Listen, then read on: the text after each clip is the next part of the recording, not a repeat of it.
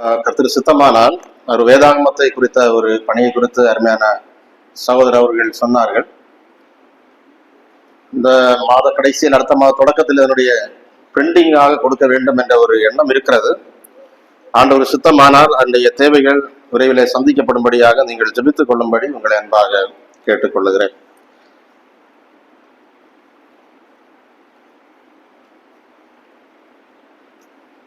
இந்த காலகட்டம் என்பது ஆண்டவருடைய வருகையை மிகவும் அதிகமாக நம்மை எதிர்பார்க்க வைக்கின்ற ஒரு காலகட்டமாக இருக்கிறது. இப்போ உள்ள சூழ்நிலைகளை நம்ம பார்க்கும்போது இந்த விஷயங்களை நம்ம தெரிந்து கொள்ள வேண்டும். பைபிளை நம்ம படிக்கும்போது வெளிப்படுத்தின விசேஷத்துல நாம் முத்திரைகளை குறித்தெல்லாம் படிக்கிறோம் இல்லையா? அநேக முத்திரைகளை குறித்தெல்லாம் படிக்கிறோம். அதிலே ஒரு முத்திரை என்பது வருங்காலத்திலே, அதாவது ஆண்டவராய் இயேசு கிறிஸ்துவனுடைய ரகசிய வருகை உண்டு என்று நாம் நம்புகிறோம் இல்லையா? அதன் பிறகு அந்தி கிறிஸ்துவனுடைய ஆட்சியிலே நெற்றியிலோ வலது கையிலோ முத்திரை பதிக்கக்கூடியவர்கள் மாத்திரமே கொள்ளவும் விற்கவும் முடியும் என்கிற ஒரு காலம் வரும் என்று 2000 வருஷங்களுக்கு முன்பாக நமக்கு வேதத்திலே எழுதி தரப்பட்டது. இப்போ இந்த நாட்களில் ஏற்பட்டிருக்கக்கூடியதான அந்த AI என்கிற ஆர்டிபிஷியல் இன்டெலிஜென்ஸோட வளர்ச்சி இன்னைக்கு மனிதனை ஒரு இக்கட்டான நிலைமையிலே கொண்டு போய் சேர்த்திருக்கிறது. அதனுடைய அடுத்த கட்ட வளர்ச்சியாக நியூரோலிங்க் என்று சொல்லக்கூடிய ஒரு டெக்னாலஜிக்கு நேராக சென்று மூளையில சிப்பை பொருத்தக்கூடிய ஒரு டெஸ்டையும் முடித்திருக்கிறார்கள் என்ற தகவலை நாம் இப்போது அறிந்திருக்கிறோம். இப்போ இதை வாசிக்கும் போது உங்கள் மனதிலே என்ன எண்ணம் வருகிறது? இப்போ என்னுடைய மனதிலே வரக்கூடியதான எண்ணம் என்பது பைபிள் சொல்லுகிறது எத்தனை சரியாக இருக்கிறது இல்லையா? அது அழகாக அது நெற்றியிலோ வலது கையிலோ என்று எவ்வளவு தெளிவாக அது சொல்லுகிறது. ஒரு காலத்தில் நெற்றி என்று சொன்ன போது, அடையாளம் என்று சொன்ன போது, ஒருவேளை அது ஒரு முத்திரை, அது ஒரு அடையாளமாக இருக்கலாம் என்பதுதான் நம்முடைய அறிவாக இருந்தது. என்னுடைய சிறு பருவத்திலே நான் பைபிள் படிக்க ஆரம்பித்த காலத்திலே என்னுடைய அறிவெல்லாம் அப்படிதான், ஏதாவது ஒரு அடையாளம் பதிப்பார்கள். அது போக போக நம்முடைய ஆதார் நம்பர் எல்லாம் வந்து அதுக்கப்புறமாக பயோசிப் என்றெல்லாம் சொல்லி இப்படி பல விஷயங்கள் வந்த போது நமக்கு என்னமோ ஒரு இன்னும் வித்தியாசமாக என்னமோ வரப்போகிறது என்பது போல நமக்கு தோன்றியது. இப்போ AI வந்ததுக்கு அப்புறம் இப்பொழுது என்னுடைய சிந்தனை இன்னும் அது எவ்வளவு சரியாக அந்த ஆன்டி கிரைஸ்டனுடைய ஆட்சிக்கு உள்ளாக போகக்கூடிய நபர்கள் அந்த முத்திரை என்கிற அந்த செட்டப்புக்கு உள்ளே போய்விட்ட பிறகு ரட்சிக்கப்படுவதற்கு வாய்ப்பு இல்லாதவர்களாக மாறுகிறார்கள் என்பதை நம்ம ரொம்ப தெளிவாக அறிந்து கொள்ளுங்கள். அப்போ இந்த சிப்புகள் பொருத்தப்பட்ட நபர்கள் முற்றுமாய் இன்னொரு நபர்னால் என்ன செய்யப்படுறாங்க? கண்ட்ரோல் பண்ணப்படுறாங்க. இப்ப சிப்பு பொறுத்தல நமக்கு நல்ல வசதியா தான் இருக்கு, நமக்கு அது பிடிக்கும்.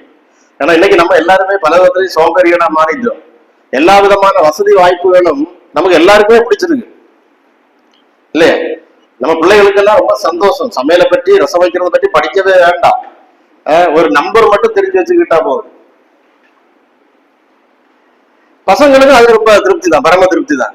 இனி நான் கல்யாணம் பண்ணி அவ கையாலதான் சாப்பிடணும் அப்படிப்பட்ட ஆசை எல்லாம் யாரும் கிடையாது. இப்போ கல்யாணம் பண்ணணும் எதுக்காகன்னா ஒரு சேலரி, ஒரு டபுள் சேலரி டபுளா வரணும், டிங்கு டபுள் இன்கம், அவ்வளவுதான். ஒரு டபுள் இன்கமுக்காக ஒரு பொண்ணு கூட வந்தா போதும்.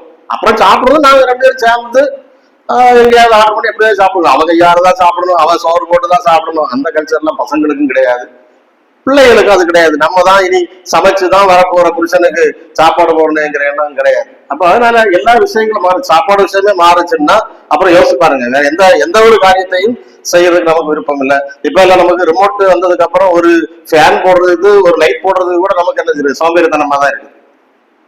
இப்ப 2 ஃபேன் வீட்டுல இருக்குன்னு வச்சிருங்களேன், ஒன்னு சுவிட்ச் போடுறது, ஒன்னு ரிமோட்னால இயக்குறது. எதை நம்ம பயன்படுத்துவோம்? ரிமோட் ஓயும் வரைக்கும் தேயும் வரைக்கும் அதைத்தான் நம்ம பயன்படுத்துகிறோம். அந்த அளவுக்கு நம்முடைய மனநிலை. அதே மாதிரி இன்னைக்கு நம்ம கஷ்டப்பட்டு ஒரு புஸ்தகம் எல்லாம் படிச்சு, பைபிள் எல்லாம் படிச்சு சிரமப்படுறது, பள்ளிக்கூடங்கள்ல போய் பிள்ளைகளுக்கு பிள்ளைகளுக்கு பெரிய சிரமங்கிறது தான். பள்ளிக்கூடத்துல பாடம் படிக்கிறதுங்கிறது தான் பெரிய சிரமம். அது ஒண்ணு மட்டும் இல்லாம இருந்தாலும் ஆசைப்படக்கூடிய பிள்ளைகளா இருக்கிறாங்க. அப்ப இப்படிப்பட்ட சிரமங்கள் இல்லாம காரியங்களை நம்ம நினைச்ச நேரம் நினைக்கிறதை பார்க்கிறது, நம்ம நினைக்கும் போதே ஒரு சம்பவம் நடக்கிறது எவ்வளவு ஆச்சரியமா இருக்குது. இப்ப டிவி ஆன் ஆகட்டு நினைச்ச உடனே அது ஆன் ஆயிருது, ஆஃப் ஆகணும்னு நினைச்சா ஆஃப் ஆகுது. இல்ல நம்ம இப்ப இங்கிருந்து போறதுக்கு ஒரு ஆட்டோ வர சொல்ல நினைக்கிறதுக்கு முன்னாடி ஆட்டோ வந்துருது. நினைச்சு பார்த்தா எவ்வளவு ஆச்சரியமா இருக்கு. அப்ப நம்ம விரும்பவே மாட்டோமா? எல்லாருக்கும் ரொம்ப இஷ்டமா தான் இருக்கும். அப்ப மனிதனுக்கு எல்லாருக்கும் பிடிக்கிறது மாதிரி அப்படிப்பட்ட ஒரு ஏஐ டெக்னாலஜி வருகிறது என்பது ரொம்ப எல்லாரும் வரவேற்கக்கூடிய ஒரு விஷயமாகத்தான் இருக்கும். அப்போ அந்த நிலைமைக்கு இன்னைக்கு டெக்னாலஜி வளர்ந்து கொண்டிருக்கிறது. இப்பொழுது அவங்க மூளையில பதிச்சு அதை டெஸ்ட் பண்ணி இருக்கிறாங்க. ஒருவேளை காலப்போக்கில் பைபிள்ல சொன்ன மாதிரி அப்பட்டமாக நெற்றியிலோ வலதுகை அளவுக்கு கூட அது வரலாம், அந்த ஆப்ஷன் வரக்கூடும். அப்ப இதெல்லாம் நம்ம பார்க்கும்போது நாம் என்ன புரிந்து கொள்கிறோம்? நம்முடைய மனதில் இருக்கக்கூடிய விஷயம் என்ன? வருகையின் நேரம் சமீபம், நெருங்கி விட்டது. ராஜா வரப்போகிறார். ராஜாவுடைய வருகைக்காக நாம ஆயத்தமாகணும். இன்னும் ஒரு தலைமுறை, இன்னும் பேத்தி பிள்ளைகள் எல்லாம் பார்த்து, இன்னும் தலைமுறைகளை பார்த்து இருக்கக்கூடிய காலம் ஒன்றும் இல்லை. அப்போ அப்படிப்பட்ட ஒரு கனவுகள் நமக்கு வேண்டாம். நீண்ட கால கனவுகள் வேண்டாம். ஆண்டவருடைய வருகையை குறித்த தாகம் உடையவர்களாக விசுவாசிகள் மாற வேண்டிய ஒரு காலகட்டத்தில் இருக்கிறோம். இது நம்ம ஒவ்வொரு நாளும் ஒவ்வொரு விஷயங்களையும் நம்ம என்ன செய்ய வேண்டும்? கூர்மையாக கவனிக்க வேண்டிய அவசியம் இருக்கு. அது நம்ம டெக்னாலஜியுடைய வளர்ச்சியானாலும் சரி, யுத்தங்களானாலும் சரி, இஸ்ரவேலில் ஏற்படக்கூடிய மாற்றங்களானாலும் சரி, எல்லாவற்றையும் நம்ம உற்று கவனிக்கும் போது ஒவ்வொரு தகவல்களும் நமக்கு வரும்போது ஆண்டோடைய வருகை சமீபமாயிருக்கிறது. டெக்னாலஜி சொன்னோம், அரசியல் அதிகார மாற்றங்கள், யுத்தங்களை பற்றி சொன்னோம். இன்னும் அதை விட இன்னும் முக்கியமான ஒரு சம்பவம் நடக்கிறது நம்ம சுற்றி. மனிதர்கள் சக மனிதர்கள் மீது எந்த ஒரு பாசமோ ஈரமோ இல்லாத ஒரு காலகட்டத்துக்கு நான் வந்து விட்டு இருக்கிறோம். சரிதானே? நாம மற்றவர்கள் நேசிக்க வேண்டும் என்று நினைத்தால் கூட நேசிக்க முடியாத ஒரு காலகட்டத்திற்குள்ளாக நாம் எல்லாரும் இன்றைக்கு வந்திருக்கிறோம். பல சம்பவங்கள் நமக்கு மனிதன் எந்த அளவுக்கு கொஞ்சம் கூட நெஞ்சில் ஈரம் இல்லாதவனாக மாறிவிட்டு இருக்கிறாங்க என்கிறத நம்ம அநேக சம்பவங்கள் மூலம் பார்க்கிறோம். சின்ன வயசுல எல்லாம் ஒரு பாடல் உண்டு, கிறிஸ்தவ பாடல். தாய்க்கு அன்பு வற்றி போகுமா, தனது பிள்ளையை அவள் மறப்பானோ, தாய் மறந்தாலும் நான் மறவேனே, அப்படி ஒரு பாடல் உண்டு. நான் சின்ன பையனா இருக்கும்போது நாங்க ஆர்சி சர்ச்சில் போகும்போது இந்த பாட்டு ரொம்ப பிரபலம். அப்ப ஆமா, உலகத்திலேயே சிறந்த அன்பு தாய் அன்பு. தாய் தன்னுடைய பிள்ளைகளுக்காக உயிரையே கொடுக்கக்கூடியவங்க. இப்படியெல்லாம் படிச்சு வளர்ந்த ஒரு காலம் இருந்துச்சு. இப்ப எனக்கு 50 வயசு ஆகுது. ஒரு 25-30 ஆண்டுகளுக்குள்ளாக தாய் பிள்ளைக்கு சோறு ஊட்டுறாளா விஷம் ஊட்டுறாளான்னு சந்தேகப்படக்கூடிய நிலைமைக்கு இன்னைக்கு நிலைமை மாறிவிட்டு இருக்கிறது. இந்த 2000க்கு பிறகு மனிதனுடைய மனதறிவுல பெரிய அளவு மாற்றம் ஏற்படும். அதுவும் இந்த கொரோனா பீரியடுக்கு பிறகு சொல்லும் போது இன்னும் மனிதன் மிக மோசமாக மாறி இருக்கிறார். தினமும் நான் கேரளா பாடல் இருக்கிறதுனால தினமும் எங்களை அங்க உள்ள தகவல்கள் நிறைய வரும். தினம் தினம் ஒவ்வொரு வித்தியாசமான நிலையில மனிதர்கள் தங்களை நம்பக்கூடியவர்களை கொலை செய்கிற சம்பவங்கள் வந்து கொண்டேதான் இருக்கிறது. பெரும்பாலும் தாய்மார் பிள்ளைகளை கொள்ளுகிறது, தகப்பன்மார் பிள்ளைகளை கொலை பண்ணுகிறது. இது இரக்கம் இல்லாம அந்த பின்னணியில் பார்த்தா எதற்காக கொள்ளுகிறாங்க பாத்தீங்கன்னாலே இன்னும் விசித்திரமா இருக்கு, ரொம்ப விசித்திரமா இருக்கு. எதுக்காக கொலை பண்றாங்க?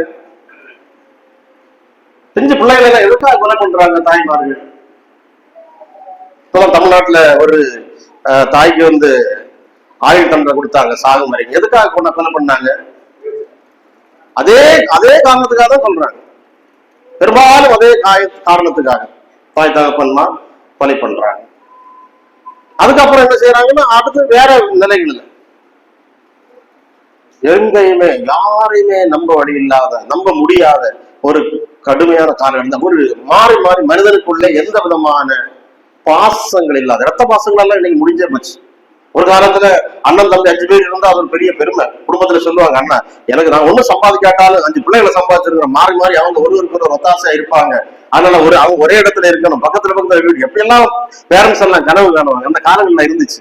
இன்னைக்கு என்ன சொல்றாங்க? எப்பா தள்ளி உட்காந்துவாங்க, இல்லைன்னா சீக்கிரமா செத்து போயிடுவீங்க. அந்த அளவுக்கு இன்னைக்கு வந்து போச்சு. எதை காட்டுகிறது?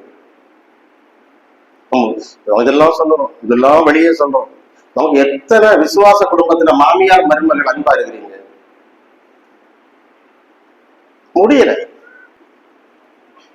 நம்மளால. யாரையும் படி சொல்றது ஒண்ணும் இல்லை, யாராலையும் முடியல. முயற்சி பண்ணதால நம்மளால முடியல. இது எதை காட்டுகிறது?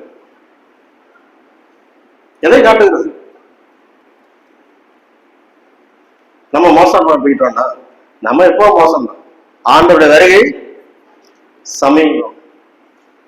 நான் சொன்னது பைபிள்ல வசனத்தின் விளக்கத்தான் சொன்னேன். கடைசி நாட்களில் மனிதர் தற்பிரியராயும் பணப்பிரியராயும் சுபாவ அன்பில்லாதவர்களாயும் என்ற வார்த்தை இருக்கா இல்லையா?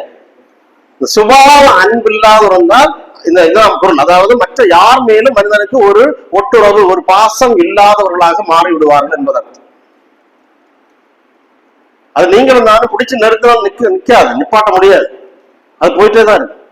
மனிதன் அப்படிதான் மாறுவாங்க. மனிதன் அப்படியே மனுஷன் மனசு எல்லாமே கல் நெஞ்சாகி விடும். அப்படிப்பட்ட ஒரு காலம் கடைசி காலம். இந்த காலம் வரும்போதுதான் மனிதனுக்கு கடவுள் வேண்டாம், தன்னை பற்றி எதையும் யோசிக்காத ஒரு நிலைமைக்கு மனிதன் தள்ளப்படுவார். அப்படிப்பட்ட ஒரு காலத்திலே நாம் வந்து விட்டு இருக்கிறோம். அதை நம்ம உணர்ந்து கொள்ள வேண்டும். இந்த காலகட்டங்களில் நம்முடைய சிந்தனைகள் எதை குறித்ததாக இருக்கிறது? நாம் எதை குறித்த எதிர்பார்ப்போடு இந்த உலகத்திலே வாழ்கிறோம்? நம்முடைய வாழ்க்கையில நாம் எந்த அளவு தெளிவுடையவர்களாக இருக்க வேண்டும்? இதைத்தான் நம்ம இந்த நாட்களில சிந்திக்க வேண்டிய அவசியம் இருக்கிறது. பிரியமானவர்களே, ஆண்டோடைய வருகை இன்னும் காலம் தாமதியாது, இன்னும் தாமதியாது. வெகு சீக்கிரம் ஆண்டோடைய வருகை இருக்கு. நாம் ஆயத்தமுடையவர்களாக இருக்கிறோமா? உன் தேவனை சந்திக்கும்படி ஆயத்தப்படு என்று சொல்லி பழைய ஏற்பாட்டிலே தீர்க்கதரிசிகள் இஸ்ரவேலர்களை கடிந்துரைத்தார்கள். அப்ப அதுபோல இன்றைக்கு சபைக்கு அந்த ஒரு தகவல் தேவைப்படுகிறது. தேவனை சந்திக்கும்படி ஆயத்தம். நமக்கு எல்லாருக்கும் தெரியும் ஆண்டவர் வருவாருன்னு தெரியும். ஆனா ஆண்டோட வருகைக்கு நீங்களும் நான் ஆயத்தமா இருக்கிறோமான்னு கேட்டா நம்ம நினைக்கிறால் சரியாக பதில் சொல்ல முடியணும். நான் ஆண்டோடைய வருகைக்கு ஆயத்தமாக இருக்கிறேன் என்று சொல்லுகிறதற்கு நம்ம ஆயத்தமுடையவர்களாக இருக்கணும். அதனால நம்முடைய வாழ்க்கை குறித்து நாம் சிந்தித்து பார்ப்போம். நம் கடந்த நாட்களிலே மனிதனுடைய தன்மை, இயலாய்மைகளை குறித்தெல்லாம் சில விஷயங்களை குறித்தெல்லாம் நம்ம பார்த்தோம். நான் ஒன்றுமில்லை, நான் இயலாதவர், நான் எல்லா நிலையிலும் பாவத்தினால் எந்த அளவு சீர்கேடு அடைந்த ஒரு நபராக இருக்கிறேன். இது கண்டுபிடிக்கிறது நம்முடைய வாழ்க்கையில மிக முக்கியமான ஒரு விஷயமா இருக்கிறது. நான் உணர்ந்திருக்க வேண்டியது அவசியம். நீங்கள் நம்ம ஒவ்வொருத்தரும் நம்ம யாரும் இன்னொருத்தரை பார்த்து நான் நல்ல ஆளு, நான் யோக்கியமான ஆளு, என் மனசாட்சிக்கு நான் ஒரு தப்பு செஞ்சது இல்லைன்னு தயவு செய்து யாரும் சொல்லவே கூடாது. அதற்கான தகுதி நமக்கு யாருக்கும் கிடையாது. அதுபோல நம்ம யாரையும் பார்த்து நான் ஒன்னும் மனப்பூர்வமா நேசிக்கிறேன், நான் களங்கம் இல்லாம நேசிக்கிறேன்னு சொல்லவே கூடாது. அது பச்சை போய். நம்ம யாரையும் அப்படி நேசிக்கிறதே இல்லை. நம்ம யாராலும் நேசிக்கவே முடியாது. அந்த யதார்த்தத்தை நாம புரிந்து கொள்ள வேண்டும். நான் யாரு, என்னிடத்தில் இருக்கக்கூடிய அன்பினுடைய தன்மை என்ன? எல்லா பண்புகளை விட மிகச்சிறந்த பண்பு என்னது? அன்பு. இந்த அன்பிலே கூட அத்தனை களங்கம் இருக்கிறது. இதை நம்ம புரிந்து கொள்ள வேண்டும். முதலாக நம்ம யாருக்காகவும் ஒரு எதிர்பார்ப்பும் இல்லாம, ஒரு இது இல்லாம நம்ம ஒண்ணும் பண்ணவே இல்லை. சொந்த பிள்ளைகளுக்கு கூட நம்ம முடியாது. இதுதான் நம்முடைய யதார்த்தம். நாம் முற்றுமாய் நமக்குள்ளாக ஒரு சுயத்தை மையப்படுத்திய வாழ்க்கையை கொண்டவர்கள். நமக்கு சாதகமாய் இருந்தால் மாத்திரம், நமக்கு அது பிரியமாய் இருந்தால் மாத்திரம், நமக்கு இஷ்டமாய் இருந்தால் மாத்திரம் நாம் இந்த அன்பு கூறக்கூடிய காரியத்தை செய்யக்கூடியவர்களாக இருக்கு. அது நம்முடைய சுயம் சார்ந்த ஒரு விஷயமா இருக்கிறது. பைபிள் பேசக்கூடிய அன்பு என்பது அப்படிப்பட்ட அன்பு அல்ல. பைபிள் பேசக்கூடிய அன்பு இதற்கு மாறான அகப்பை அன்பு. அந்த அன்பு என்ன சொல்லுகிறது? சத்துருவை சிநேகிக்கிறார், சத்துருக்களை சிநேகிக்கிறார். நம்முடைய அன்பு எப்படிப்பட்ட அன்பு? நம்மை நேசிக்கிறவர்களையே உண்மையாக நேசிக்க முடியாது. நம்ம எல்லாரும் மாய்மாலக்காரர்கள், தெரியுமா? நம்ம எல்லாருமே வேஷம் தான் போடுகிறோம். ஒருத்தரை காணும் போது நம்ம ரொம்ப சிரிச்சு பேசுறது கூட ஒரு மாய்மாலம் தான் நமக்குள்ள இருக்கிறது. நம்முடைய யதார்த்தத்தை நம்ம புரிந்து கொள்ளும். நம்ம எல்லாருமே வேஷமாகவே தெரியும், எல்லாரும் மாய்மாலம் பண்ணுகிறோம். நம்முடைய எல்லா பேச்சிலும், எல்லா காரியங்களும், செயல்பாடுகளிலும் மாய்மாலம் இருக்கிறது. அதை முதல்ல ஒத்துக்கொள்ள நம்ம கற்றுக்கொள்ள வேண்டும் ஆண்டவருடைய சமூகத்தில். அங்கிருந்துதான் நமக்கு மாற்றங்கள் சம்பவிக்க வாய்ப்பு இருக்கிறது. யதார்த்தமாக வாழ்கிறது எப்படி, ஆண்டவர் எதிர்பார்க்கிற ஒரு யதார்த்தமான ஒரு விசுவாசியாக, தெய்வ பிள்ளையாக நான் வாழ்கிறது எப்படி என்று கண்டுபிடிக்க வேண்டும் என்றால், முதலாவது நான் யார் என்கிறதை சரியாக அறிந்து கொள்ள வேண்டியது. நான் யாராகவோ இருக்கிற என்னிடத்துல ஏதோ நன்மை இருக்கிறது என்று நீங்கள் நினைப்பீர்களானால் ஒரு காலமும் ஆண்டவர் எதிர்பார்க்கிற அந்த பண்பை உங்களில கொண்டு வரவே முடியாது.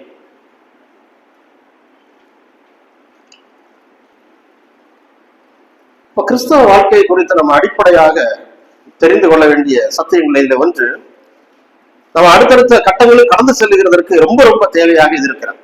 ஒரு சில வசனங்களை நம்ம முதலாவது வாசித்து விட்டு, நம்ம அந்த வசனங்களை எல்லாம் விளக்க போகிறது இல்லை, மேலோட்டமாக நம்ம என்ன சிந்திக்க போகிறோம் என்பதற்காக அந்த வசனங்களை நம்ம வாசித்து விட்டு அடிப்படையாக சில விஷயங்களை தான் நான் இன்றைக்கும் பேச இருக்கேன். நான் என்ன ரொம்ப எளிமையாக இந்த விஷயங்களை உங்களுக்கு சொல்ல வேண்டும் என்று இருக்கேன். எவ்வளவு லகுவாக டைலூட்டா எவ்வளவு மென்மையா பேச வேண்டுமோ அவ்வளவு தூரம் மென்மையாக பேச வேண்டும் என்று இருக்கேன். ஏனென்றால் நீங்கள் எல்லாரும் இதை புரிந்து கொள்ள வேண்டும்.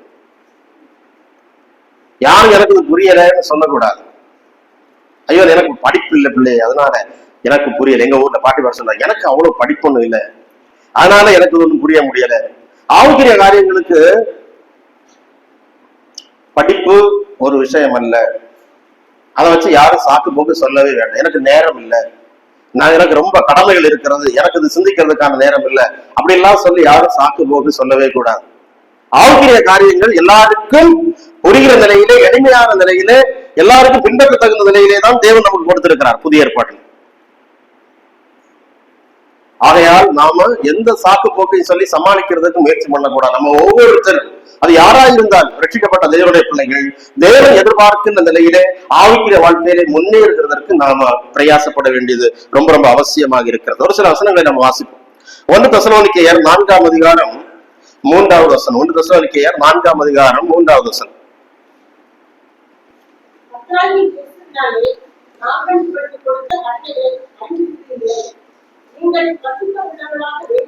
நீங்கள் பரிசுத்தம் உள்ளவர்கள் ஆக வேண்டும் என்பதே தேவனுடைய சித்தமாய் இருக்கிறது. நீங்கள் பரிசுத்தம் உள்ளவர்கள் ஆக வேண்டும் என்பதே தேவனுடைய சித்தமாய் இருக்கிறது. இந்த வசனத்தை கேட்ட போது கொஞ்சம் பேருக்கு மனசுக்கு கொஞ்சம் சிரமமா தான் இருக்கு. நமக்கு அவ்வளவு இஷ்டமான ஒரு விஷயம் அல்ல இல்ல, இது கேட்கறதுக்கு அவ்வளவு ஒரு இனிமையான ஒரு காரியம் அல்ல. சிந்திக்கிறதுக்கு கூட நம்ம அதிகமாக இதை கொடுத்து சிந்திக்கிறது நேரம் கூட நம்ம எடுக்கிறது இல்லை. இந்த விஷயத்தில் நமக்கு பொதுவாக நமக்கு சிந்திக்க நம்ம விரும்பக்கூடிய விஷயங்கள் எல்லாம் ஒரு பிரச்சனைகளுக்கு பரிகாரத்தை கொடுக்கக்கூடிய ஒரு ஆண்டவர், ஒரு போராட்டங்களில் அற்புதங்களை செய்யக்கூடிய ஆண்டவர். இதை பற்றி கேட்கறதுக்கு நமக்கு ரொம்ப விருப்பமாக இருக்கு நம்ம மனசு. உண்மை இல்லையா? உங்களுக்கு இல்லையா? எனக்கு இருக்கு. கொஞ்சம் கஷ்டத்தோட இருப்பீங்க, பிரயாசத்தோட இருப்பீங்க, பல தேவைகளோடு இருப்பீங்க. அந்த நேரத்தில் ஆண்டவர் ஒரு ஆறுதலான ஒரு வார்த்தை சொல்ல மாட்டார். ஒரு பிரச்சனை, குடும்பத்தில் ஒரு போராட்டம், இந்த நேரங்களில் ஒரு ஆறுதலாக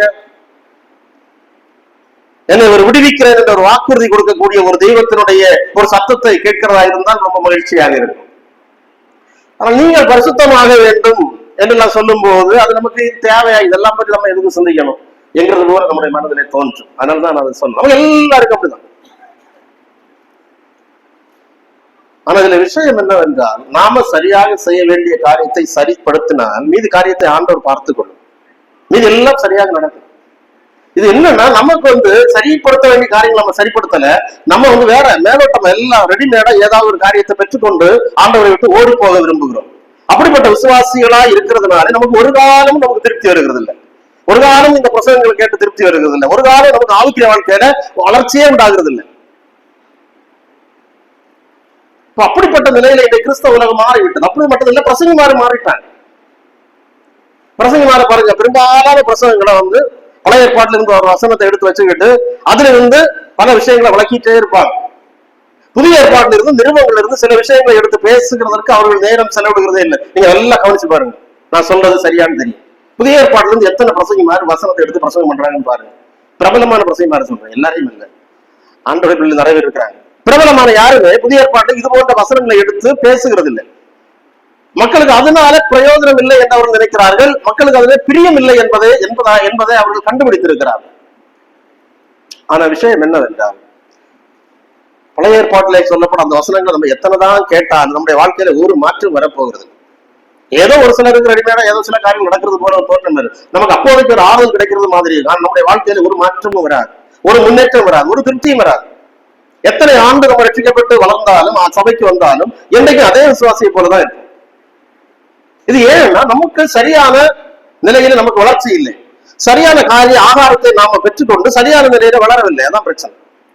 ஆகையால் பிரியமானவர்களே, தேவன் நம்மிடத்தில் என்ன எதிர்பார்க்கிறார் இதை குறித்து நம்ம உணர்ந்து நம்ம சரிப்படுத்திக் கொண்டால் நம்முடைய ஆவிக்குரிய வாழ்க்கையில மிகப்பெரிய வளர்ச்சி, நமக்கு மிகுந்த சந்தோஷம் உண்டாகும், நமக்கு மிகப்பெரிய விடுதலை உண்டாகும். தேவன் நம்முடைய எல்லா தேவைகளையும் சந்திக்கிறதை நீங்கள் கண்ணார கண்டு ஆண்டவரை மேம்படுத்த முடியும், நீங்களே மேம்படுத்த முடியும். நீங்களே ஜெபித்து ஆண்டவரிடத்திலிருந்து நேரடியாக அநேக அற்புதங்களையும் அதிசயங்களையும் பெற்றுக் கொண்டவர்களாக நிலைநிற்க முடியும், வாழ முடியும். அதற்கு தேவை முதலாவது உங்களை நீங்கள் சரிப்படுத்திக் கொள்ளுதல். ஆனால் மனிதன் அநேக நேரங்களில் விசுவாசி அதை செய்வதில்லை. என்னை சரிப்படுத்த எனக்கு விருப்பம் இல்லை, யாராவது சரிப்படுத்தினவங்க இருந்தா அவர்கள் வழியா எனக்கு ஏதாவது நன்மை கிடைச்சா அது போதுமானது, அப்படி என்ற நிலையில அநேக விசுவாசிகள் வாழ்கிறார்கள். இது தவறு. அப்படி ஆண்டவர் இதை தருகிறதற்கு விரும்புகிறது இல்லை. நம்முடைய வாழ்க்கையிலே நேரடியாக நம்முடைய வாழ்க்கையிலே நன்மைகளை தருகிறதற்கு அவர் விரும்புகிறார். உங்களுடைய ஒவ்வொருடைய வாழ்க்கையிலேயும் அவர் அற்புதங்களை செய்ய விரும்புகிறார், செய்வார். நிச்சயம், வேற சந்தேகம் இல்லை. உங்க வாழ்க்கையில எந்த பிரச்சனைகள் இருந்தாலும் மனதில் விடுதலை தருகிறதற்கும் அவர் விரும்புகிறார், தருவார். ஆனா நீங்க சரியான காரியத்தை நீங்கள் தெரிந்து கொள்ள வேண்டும். சரியான நிலையில உங்கள் வாழ்க்கையை நீங்கள் மாற்ற வேண்டியது மிக தவிர்க்க முடியாது, அதுக்கு நீங்க ஒப்புக் கொடுக்க வேண்டியது தவிர்க்க முடியாது. அது இல்லாம இருக்கிறதுனாலதான் நம்ம அநேக நேரங்களில் சரியான காரியங்களை ஆண்டவரிடத்திலிருந்து பெற்றுக்கொள்ள முடியவில்லை. இதை நம்ம அறிந்து கொள்ள வேண்டும். அப்போ தேவனுடைய சித்தம் என்பது நீ திறந்தோறும் நீ இத்தனை மணி நேரம் ஜபிக்க வேண்டும், இத்தனை மணி நேரம் இதெல்லாம் செய்ய வேண்டும் என்றெல்லாம் சொல்ல வேண்டும், இடைவிடாமல் ஜெபம் சொல்லுகிறார். ஆனால் இங்கே நம்ம பார்க்கக்கூடியது தேவனுடைய சித்தம் என்பது நீங்கள் யாராக மாற வேண்டும், பரிசுத்தம் உள்ளவர்கள் ஆக வேண்டும் என்பதே தேவனுடைய சித்தமாக இருக்கிறது. இதுல நமக்கு எத்தனை பேருக்கு வாஞ்சை இருக்கிறது? நான் பரிசுத்த வாட்டியாக வாழ வேண்டும். எத்தனை பேருக்கு வாஞ்சை இருக்கிறது? வாஞ்சை என்று சொல்லுகிறவருக்கும் சாதாரணமான ஆசை வித்தியாசம் இருக்குது இல்லையா? மான் நீர் ஓடைகளை வாஞ்சித்து அப்படின்னா என்ன? எனக்கு இது கிடைச்சுதான் ஆகணும், இதான் பெற்றுக்கொண்டுதான் ஆகணும். அப்போ பரிசுத்தம் அடைந்துதான் ஆக வேண்டும் என்ற வாஞ்சை எத்தனை பேருக்கு இருக்குது? அவருடைய முக்கியத்துவத்தை நாம் அறிந்து கொண்டால்தான் நமக்கு அது உணர்ந்து கொள்ள முடியும். இன்னொரு வசனத்தை வாசிப்போம். 1 கொரிந்தியர் 1ஆம் அதிகாரம் 31வது வசனம். 1 கொரிந்தியர் 1ஆம் அதிகாரம் 31வது வசனம். அவரே கிறிஸ்துவே தேவனால் நமக்கு ஞானமும் நீதியும் பரிசுத்தமும் மீட்புமானார். பிள்ளைகள் பார்த்துட்டீங்களா? அவசரம் கண்டுபிடிச்சிட்டீங்களா? எங்க இருக்குது 1 கொரிந்தியர் யாருக்கு தெரியும் இல்லையா? பிள்ளைகளுக்கு எல்லாம் வசனம் எடுத்து படிக்கிறதுக்கு பயிற்சி கொடுக்கணும். அது பெரிய பயிற்சி. சண்டே கிளாஸ்ல முக்கியமா ஒரு புஸ்தகம் சொன்ன உடனே அந்த வசனத்தை தேடி எடுத்து வாசிக்கிறதுக்கான பயிற்சி கொடுக்கும் பிள்ளைகளுக்கு. அது ரொம்ப முக்கியம். நம்ம நிறைய காரியங்கள் சொல்லிக் கொடுப்போம், இதெல்லாம் கவனிக்க மாட்டோம், சின்ன விஷயம் நினைச்சிட்டு இருப்போம் பிள்ளைகள். அதனால அந்த பழக்க வழக்கம் கிளாஸ்ல அந்த பயிற்சி கொடுக்கணும். வசனம் சொல்லும் போது அதுல போட்டி வைக்கணும் பிள்ளைகள் அதுல நல்ல தேறி வரணும். நம்ம பிள்ளைகள் அப்படி எடுக்கணும் வேகம். ஓகே. அப்போ அவரே தேவனால் நமக்கு ஞானமும் நீதியும் பரிசுத்தமும் மீட்புமானார். அப்ப நம்முடைய பரிசுத்தமாக யார் மாறி இருக்கிறார்? கிறிஸ்து என்று சொல்லி நம்ம பார்க்கிறோம். மத்தேயு 5ஆம் அதிகாரம் 20வது வசனம். மத்தேயு 5ஆம் அதிகாரம் 20வது வசனம்.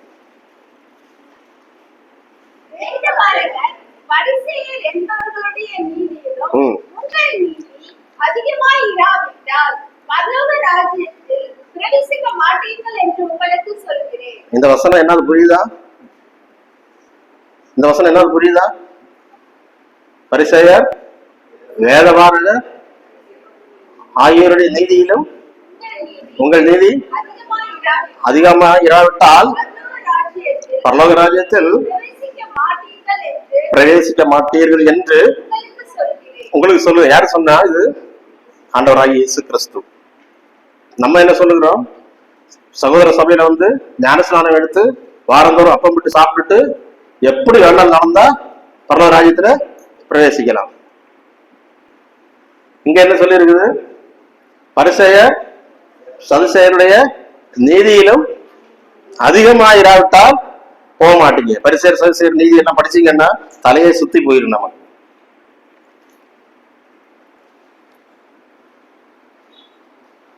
இப்படி ஏராளம் வசனங்கள் பைபிள்ல இருக்கிறது பரிசுத்தத்தின் தொடர்பிலே, நீதியின் தொடர்பிலே. இந்த நீதிக்கும் பரிசுத்தத்துக்கும் இடையில ஒரு சம்பந்தம் இருக்கிறது. அது இன்னொரு நாள்ல நம்ம என்ன பார்க்கலாம். இப்போ ரட்சிப்பை பற்றி நாம சில காரியங்களை கடந்த நாட்களில் நம்ம படித்திருக்கிறோம். ரட்சிப்பு என்பது இலவசமாக தேவனிடத்திலிருந்து நாம பெற்றுக்கொள்ளக்கூடிய ஒரு நன்மை. ரட்சிப்புக்காக நீங்க எல்லாம் என்ன செஞ்சீங்க? ரட்சிக்கப்படுகிறதற்காக என்ன செஞ்சீங்க? எவ்வளவு செலவு பண்ணீங்க? இலவசமா கிடைச்சிருச்சா? சரி, இலவசமாக நமக்கு என்ன கிடைத்தது? ரட்சிப்பு கிடைத்தது இல்ல? அப்ப இலவசமாக நாம் தேவனிடத்திலிருந்து அந்த ரட்சிப்பை நம்ம பெற்றுக்கொள்ளுகிறோம். ஆனால் அந்த ரட்சிப்பை பெற்றுக்கொண்ட போது நமக்கு ஒரு செயல் நிகழ்ந்தது. அதை பற்றி நம்ம முன்னாடி பார்த்திருக்கிறோம். பாவியாக வாழ்ந்து கொண்டிருந்த நாம தேவனிடத்துல திரும்பித்தான் ரட்சிப்பை பெற்றுக்கொண்டோம். ரட்சிப்பு யாரிடத்துல இருந்தது? தேவனிடத்துல இருந்தது. நாம எப்படி வாழ்ந்து கொண்டிருந்தோம்? பாவியாக வாழ்ந்தபோது தேவனுக்கு முதுகு காண்பிக்கக்கூடியவர்களாக, தேவனுக்கு எதிர்த்து நின்றவர்களாக, தேவனுக்கு எதிர் திசையில இருந்தவர்களாக, தேவனுக்கு விரோதமான திசையில போனவர்களாக இருந்தோம். அப்போ அந்த ரட்சிப்பு யாரிடத்துல வாங்கி இருக்கிறோம்? தேவனிடத்துல, இயேசு கிறிஸ்துவிடத்துல வாங்கி இருக்கிறோம். அப்ப ரட்சிப்பை வாங்கும் போது அவங்க என்ன சம்பவித்தது? நாம இருந்த நிலைமையிலிருந்து திரும்பி இயேசு கிறிஸ்துவை நோக்கி திரும்பி நம்ம என்ன செய்தோம்? அந்த ரட்சிப்பை வாங்கணும். இதான் இதுக்கு பேர் என்னது? மனம் திரும்புதல். அது பேர் என்னது? மனம் திரும்புதல். மனம் திரும்புதல் என்றால் பாவத்தை விட்டு திரும்பி யாரை நோக்கி திரும்புதல்? இயேசு கிறிஸ்துவை நோக்கி திரும்புதல், தேவனை நோக்கி திரும்புதல். அப்ப இந்த ரெண்டு விஷயம், ரெண்டு திரும்புதல் அங்கே இருக்கிறது. எதை விட்டு திரும்புதல்? பாவத்தை விட்டு திரும்புதல். எதை நோக்கி திரும்புதல்? தேவனை நோக்கி திரும்புதல். அப்ப இந்த இரண்டு விஷயம் நடந்தால்தான் நம்ம தேவனிடத்திலே வந்து எதை பெற்றுக்கொள்ள முடியும்? ரட்சிப்பை பெற்றுக்கொள்ள முடியும். அப்போ ரட்சிப்பை பெற்றுக்கொள்ளும் போது நம்முடைய வாழ்க்கையில என்ன நடந்துச்சு? திரும்புதல் நடந்துச்சு. அந்த திரும்புதலுக்கு பேர் என்னது? மனம் திரும்புதல். சரியா? இப்ப மனம் திரும்பாம யாராவது ரட்சிக்கப்பட முடியுமா?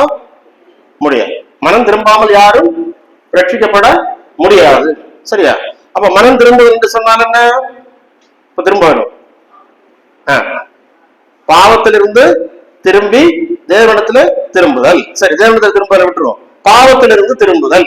பாவத்திலிருந்து திரும்பினவங்க தான் ரட்சிக்கப்பட்டவங்க. கரெக்டா? கரெக்ட் தானே? அப்ப பாவத்திலே வாழ்ந்த போது நமக்கு ஒரு வாழ்க்கை முறை இருந்தது, நாம் ஒரு விதமாக இருந்தோம். ரட்சிக்கப்படும் போது நம்ம தேவனிடத்துல திரும்புறோம். அப்போ நம்முடைய வாழ்க்கையை முதல்ல இருந்த சுபாவத்திலிருந்து ஒரு திரும்புதல் நமக்கு உண்டாயிடுச்சு. அதனால என்ன சம்பவித்தது? நாம ரட்சிக்கப்பட்ட பிறகு வாழ்கின்ற வாழ்க்கைக்கும் ரட்சிக்கப்படுகிறதுக்கு முன்னாடி வாழ்ந்த வாழ்க்கைக்கும் இடையிலே ஒரு வித்தியாசம் ஏற்பட்டது. ஏற்பட்டதா இல்லையா? ஏற்பட்டதா இல்லையா? யாருக்கு யாருக்கு இங்க ஏற்பட்டிருக்குங்க?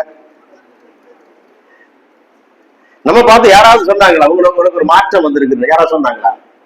இது பழைய ஆள் மாதிரி இல்லைன்னு யாராவது சொன்னாங்களா? சொல்லுங்க, சொன்னாங்களா இல்லையா? சொல்லியிருப்பாங்க, ஒரு சிலர்கிட்ட சொல்லியிருப்பாங்க. உங்கள்கிட்ட சொல்லலைன்னா உங்களுக்கு பிரச்சனை இருக்குன்னு அர்த்தம். நீங்க என்ன செய்யல? சரியா திரும்பலன்னு அர்த்தம். நான் சொல்ல வந்தது புரிஞ்சுதா? ரட்சிக்கப்பட்ட பிறகு ரட்சிக்கப்படுகிறதுக்கு முன்னாடி வாழ்ந்தது போல ஒரு மனிதனால் வாழ முடியாது. அப்படி முடியும் என்றால் அந்த நபர் ரட்சிக்கப்பட்டவர் அல்ல. புரிஞ்சுதா புரியலையா? நிறைய பேர் முகத்தை பார்த்தா எனக்கு புரியாதது மாதிரியே இருக்கு. ரட்சிக்கப்படுறதுக்கு முன்னாடி நீங்க பேசின பேச்சுக்கும் ரட்சிக்கப்பட்ட பிறகு பேசுகிற பேச்சுக்கு இடையில வித்தியாசம் வந்தது. ரட்சிக்கப்படுறதுக்கு முன்னாடி நீங்க தெருவில் ஒரு நண்பரோடு, உறவுகளோடு, வீட்டாரோடு ஒரு விஷயத்துல நீங்க ஈடுபட்ட போது அவங்க உறவு நிலையிலே நம்முடைய கொடுக்கல் வாங்கல் பழக்க வழக்கங்களிலே நாம் பேசினதற்கும் ரட்சிக்கப்பட்ட பிறகு பேசுறதற்கு இடையில வித்தியாசம் வந்தது. முன்னாடி ஒரு ஆள் காசு வாங்கிட்டு நமக்கு திருப்பி தரல, அப்ப நம்ம என்ன செய்தோம்? சண்டை போட்டோம். லட்சியப்பட்ட பிறகு என்னாச்சு? காசு வாங்கிட்டு திருப்பி தரல, அப்ப என்ன செஞ்சோம்? கட்டி பிடிச்சு முத்தம் கொடுத்தோம். சரிதானே? இதான 100% உண்மை. விட்டு கொடுத்தீங்களா இல்லையா? விட்டு கொடுத்துருக்கிறீங்களா இல்லையா? எப்பதான் ஆச்சுமா? அதான் விட்டு கொடுத்துட்டே இருக்கிறீங்களா? அதனால நான் கொடுக்கறதே இல்லையா? இப்ப அதனால திருப்பி தரமாட்டாங்கிறதுனால நாங்கள் இப்பொழுது கொடுக்கிறதே இல்லை, அப்படியா? ஆனா பைபிள் என்ன சொல்லுது? கேட்கிற எவனுக்கும் கொடு, முகம் முகம் கோணாதே. அப்ப தரமாட்டான்னு தெரிஞ்சிட்டும் என்ன செய்யணும்? கொடுக்கணும். கொடுத்துட்டு கேட்டா தரமாட்டான், அப்ப என்ன செய்யணும்? சந்தோஷமா ஏத்துக்கணும். சந்தோஷமா ஏத்துக்கணும். மனசுக்குள்ள ஒரு பாரமோ துக்கம் வச்சுக்கிட்டு அல்ல, சந்தோஷமா ஏத்துக்கணும். முடியுமா? முடிஞ்சிருக்கா நம்மளால? பின்ன என்ன மறந்துருக்கணும்? முன்னாடி புருஷன் ஏதாவது டென்ஷன்ல பேசியாச்சுன்னா திருப்பி சகோதரி என்ன செய்தாங்க? திருப்பி ஒரு வாரத்துக்கு 2 வார்த்தை பேசினாங்க. இப்ப பேசுறதே இல்ல. கரெக்டா? ஆனா நம்ம சகோதர சபை குடும்பங்களுக்குள்ள சண்டையே கிடையாது. கரெக்டா இல்லையா? உண்டா இல்லையா? எல்லா வீட்டுல சண்டை இருக்கா? அவ ஒண்ணுமே ரசிக்கப்படலையா? எல்லா வீட்லயும் இருக்கும். நீங்க சொன்னது மாதிரி எல்லா வீட்லயும் இருக்கும். அது என்ன வீடு? இயேசு இல்லாத வீடு. இயேசு கிறிஸ்து உள்ள வீட்டுல விசுவாசி வீட்டுல சண்டை நடக்கா? அதனாலதான் இப்ப பிரசங்கிமாரும் தங்களை மாத்திட்டாங்க. கல்யாண பிரசங்கங்கள் எல்லாம் இப்ப அந்த ஸ்டைல் ஆகி போச்சு. என்னப்பா கல்யாணத்துக்கு என்ன பிரசங்கம் பண்றாங்க? இப்போ பையன் ஒரு சூழ்நிலை வளர்ந்து வந்திருப்பான், பொண்ணு ஒரு சூழ்நிலையில வளர்ந்து வந்திருப்பா. 2 பேர் கடையில நிறைய உரசல் வரும், தட்டு முட்டல் வரும். கொஞ்சம் அட்ஜஸ்ட் பண்ணி என்ன செய்யுங்க? வாழ்ந்துருங்க. தட்டி முட்டி அட்ஜஸ்ட் பண்ணி வாழ்ந்துருங்க. ஏன்னா ஆனால் அதுக்கு அர்த்தம் என்னது? எப்பவுமே முட்டி மோதிட்டு இருங்க. ஏன்னா நானும் அப்படிதான் இருக்கேன். என்னாச்சு? பிரசங்கியாருக்கும் மனம் திரும்புவதில்லை, கேட்கிறவங்களுக்கும் மனம் திரும்புவதில்லை. வாழ்க்கை மாறிச்சா மாறலையா? மாறவே ஆசைப்படுகிறேன், என்னை மாற்றிவிடும் அன்பு நேசரை. மாறவே ஆசை. இதை இப்பவுமே ஃபியூச்சர் டென்ஷன் தான் இருக்கு. எப்போது எதிர்கால டென்ஷன் தான் இருக்கு. ஒருபோதும் அது நிகழ்கால டென்ஷன்ல வராது, நிகழ்காலத்துல வராது. மாறவே ஆசைப்படுங்க. ஒரு நாளும் உணர்ச்சி வசப்பட்டு ஒவ்வொரு செய்தியை கேட்கும் போதும் மாறவே ஆசைப்படுகிறேன், என்னை மாற்றிவிடும் அன்பு நேசரை. அடுத்து ஒரு வாரம் கழிச்சு அடுத்த பிரசங்கம் கேட்கும் போது மாறவே ஆசைப்படுகிறேன். இந்த கடையில் எழுதி வைப்பாங்க, நாளை இன்னைக்கு கடன் இல்லை, நாளைக்கு கடன் கொடுக்கப்படும். தினமும் போய் பார்த்தா அப்படிதான் இருக்கும், நாளைக்கு கடன் கிடைக்கும். அது மாதிரி நம்ம மாறவே ஆசைப்பட்டு ஆசைப்பட்டே சத்து போயிடுவோம் போல இருக்கு. அப்ப என்ன நடந்துச்சு? மனம் திரும்புறோமா? கோபப்படுறோமா? கோபமே வருது இல்லையா? ரொம்ப மகிழ்ச்சி. சண்டை போடுறோமா? இல்ல. பொறாம இருக்கா? பொய் பித்தலாட்டம் இருக்கா? பொய் பேசுறோமா? எல்லாம் விடுவோம். பொய் பேசுறோமா?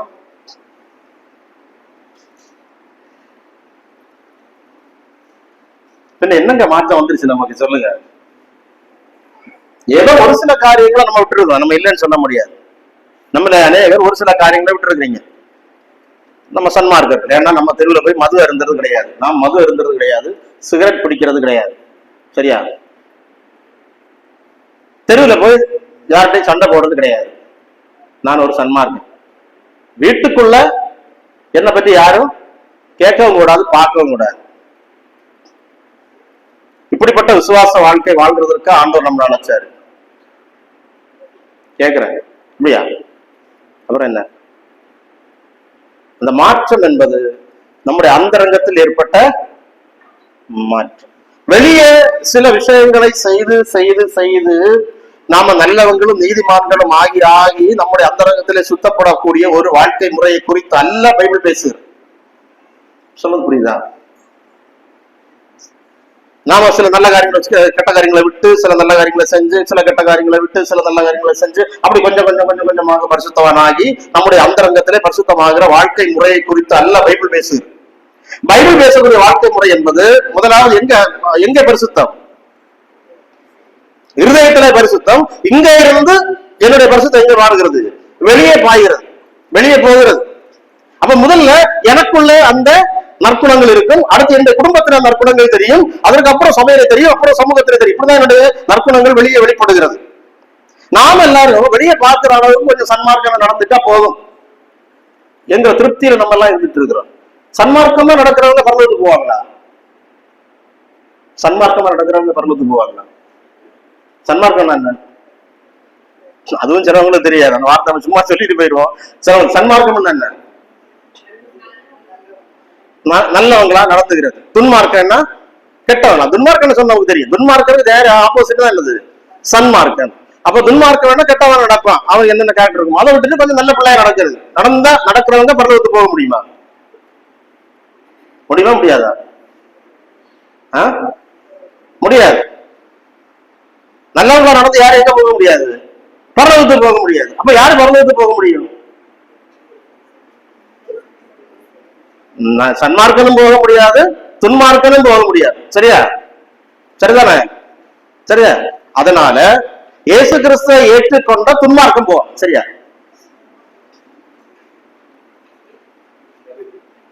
இயேசு கிறிஸ்துவை ஏற்றுக்கொண்ட பிறகு துன்மார்க்கம் நடக்கிறவன் போவான் அப்படி சொல்லலாமா? சொல்ல முடியாது. இயேசு கிறிஸ்துவை ஏற்றுக்கொண்டு தன்னுடைய வாழ்க்கையிலே சன்மார்க்கமா நடக்கிறவன் போவான். மீட்கப்பட்ட நல்லவன், பரிசுத்தவன். மீட்கப்பட்ட பாவி என்கிற பெரிய பிரச்சனை இருக்குது. அதான் நமக்கு இப்ப வசதியா இருக்கு. மீட்கப்பட்ட பாவியா வாழ்ந்துக்கலாம். மீட்கப்பட்ட பிறகு நம்ம பாவியா ஆட முடியாது. அவர் ரோமர் 6ஆம் அதிகாரம் 1-2 வசனங்கள் படிச்சோமா இல்லையா? என்ன படித்தோம்? பாவத்துக்கு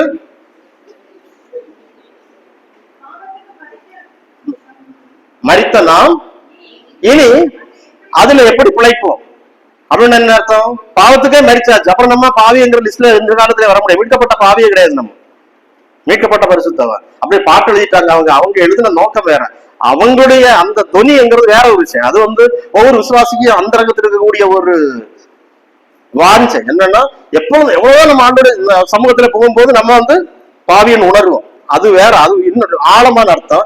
ஆனா நம்ம நினைக்கிற மாதிரி மீட்கப்பட்ட பாவி அல்ல. நாம நினைக்கிற மீட்கப்பட்ட பாவிங்கிறது ரட்சிக்கப்பட்டுட்டு எப்பேற்பட்ட பாவியா வாழ்ந்துவிட்டால் எங்க போனா? பரலோகத்துக்கு போகலாம். கிருபையினாலதானே போகிறோம். கிருபையினாலதானே போகிறோம். கிருபையினாலதானே பரலோகத்துக்கு போகிறோம். சரிதானே? எல்லாரும் மூன்று இருக்கிறீங்க. கிருபையினாலதானே பரலோகத்துக்கு போகிறோம். 100% கிருபையினாலதான் போகிறோம். அதுல யாரும் மாற்றிக்கிறது. ஒருத்தனை ஒரு சின்ன நல்ல காரியத்தினால எங்க போக முடியாது? பரலோகத்துக்கு போக முடியாது.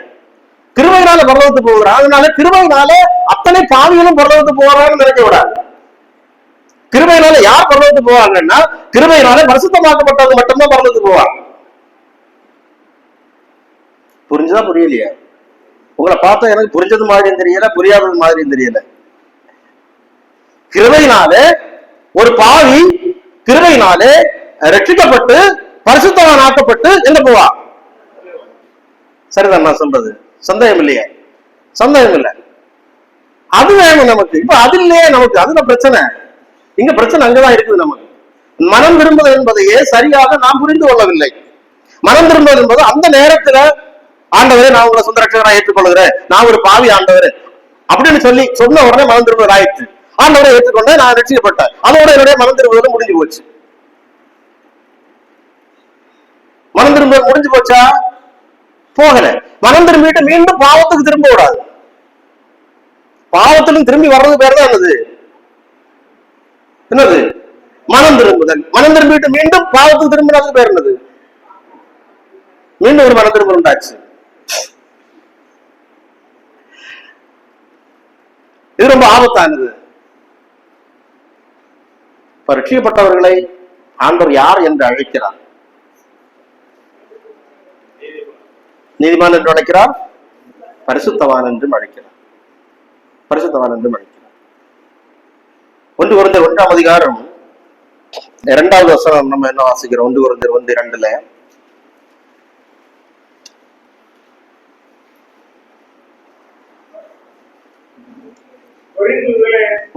கிறிஸ்து இயேசுவுக்குள் பரிசுத்தமாக்கப்பட்ட கிறிஸ்து இயேசுவுக்குள் பரிசுத்தம் ஆக்கப்பட்டவர்களாயும், இதன் டென்ஸ், இதென்ன காலம்? பாஸ்ட் டென்ஸ், இறந்த காலத்தில். பரிசுத்தம் ஆக்கப்பட்டவர்களாயும், பரிசுத்தவான்கள் ஆகும்படி அழைக்கப்பட்டவர்களும் இருக்கிறவர்களுக்கு இல்லையா?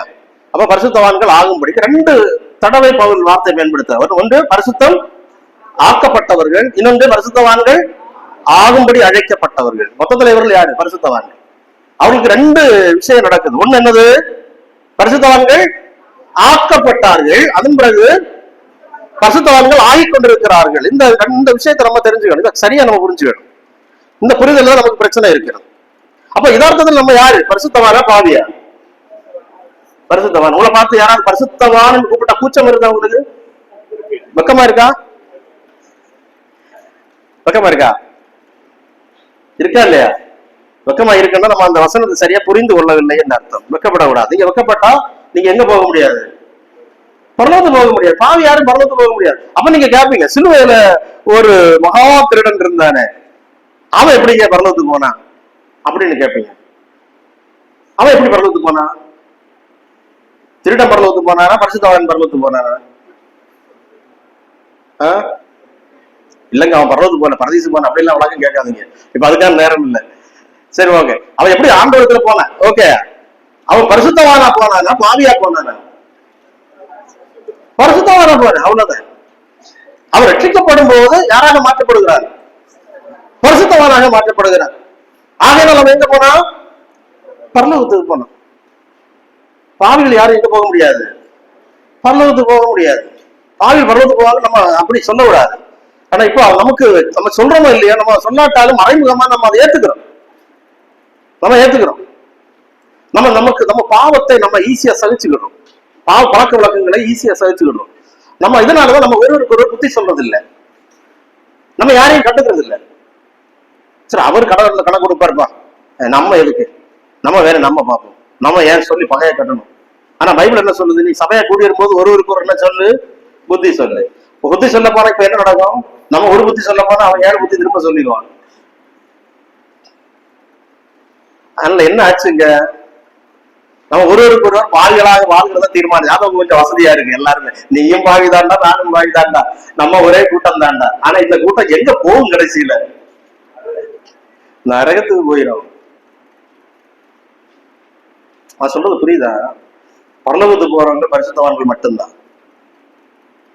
அப்ப பரிசுத்தவான்கள் ஆக்கப்பட்டிருக்கிறீர்கள். எப்பொழுது நாம் பரிசுத்தவான்கள் ஆக்கப்படுகிறோம்? எப்பொழுது பரிசுத்தவான்கள் ஆக்கப்பட முடியும்? ரட்சிக்கப்படும் போதுதான் பரிசுத்தவான்கள் ஆக்கப்பட முடியும். நான் அதுக்கு உள்ள போறதுக்கு முன்னாடி வேற ஒரு சில காரியங்களை கூட அதெல்லாம் முன்னாடிப்படுத்த விரும்பும். அதாவது இந்த பரிசுத்தம் என்பது உங்களாலோ என்னாலோ சம்பாதிக்க முடிகின்ற ஒரு காரியம் அல்ல. இதை நீங்க அடிப்படையை தெரிஞ்சுக்கணும்.